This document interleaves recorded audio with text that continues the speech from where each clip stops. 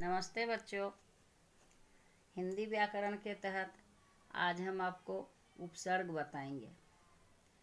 प्रत्यय आज के पहले बताया जा चुका है, इसलिए आज जानिए उपसर्ग के बारे में।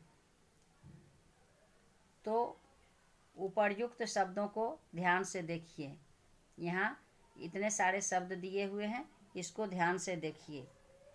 यह बीच में जो है सो हाड़ शब्द है।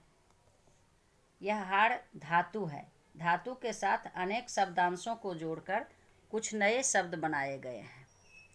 इन शब्दांशों को ही हम क्या कहते हैं? उपसर्ग कहते हैं।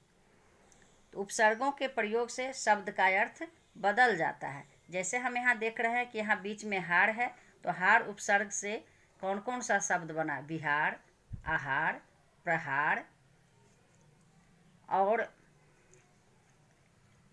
उपहार। तो वैसे शब्दांश जो शब्द के आरंभ में जुड़कर उसके अर्थ में परिवर्तन कर देते हैं, उपसर्ग कहलाते हैं। तो इसमें उपसर्ग कौन है? आहार, हार धातु है, इसमें उपसर्ग क्या लगा? आ। उपसर्ग शब्द के पहले लगता है, तो इसमें आ उपसर्ग है, तो आहार बन गया। यहाँ हार में कौन सा उपसर्ग लगा? वी, तो बिहार। यहाँ हार में कौन सा उपसर्ग लगा? तो उप, तो उपहार शब्द हो गया। इसी तरह से संग उपसर्ग है तो संहार। परि उपसर्ग है परिहार। प्र उपसर्ग है प्रहार।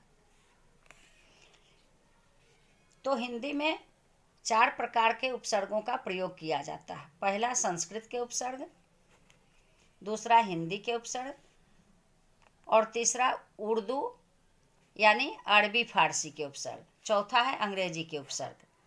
आइए इन उपसर्गों का कुछ उदाहरण है।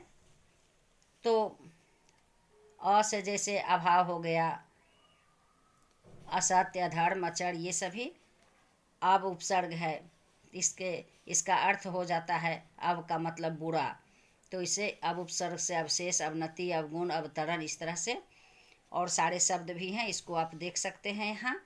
अब आइए आगे बताते हैं कि हिंदी के उपसर्ग कौन से होते हैं और आगत उपसर्ग कौन से होते हैं। आइए अब जानते हैं हिंदी के कौन कौन से उपसर्ग हैं।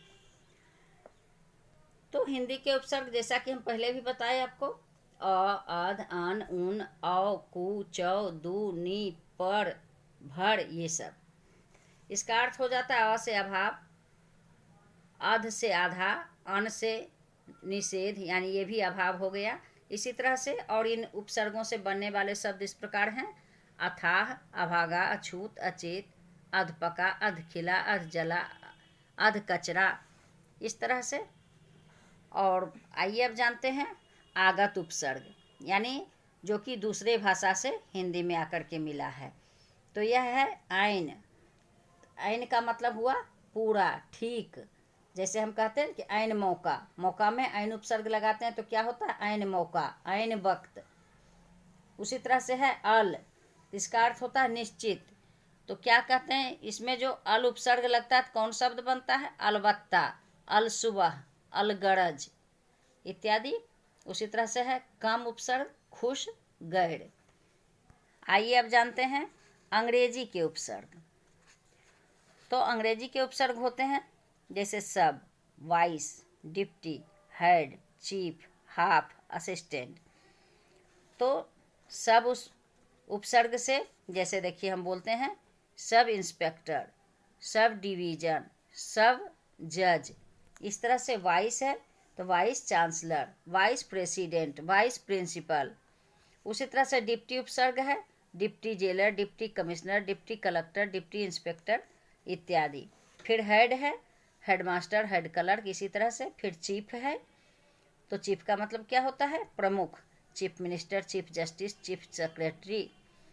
फिर हाफ यानी आधा, half shirt, half pant, half ticket, half पे।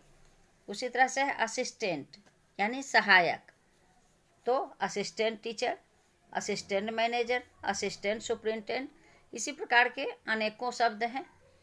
तो इसे हम क्या कहते हैं? उपसर्ग। तो आप उपसर्ग अच्छी तरह से समझ गए होंगे और उपसर्ग से संबंधित और भी शब्द आपको दिए जाएंगे याद करने के लिए। आज तो कुछ अलग होमवर्क दे दिया गया है।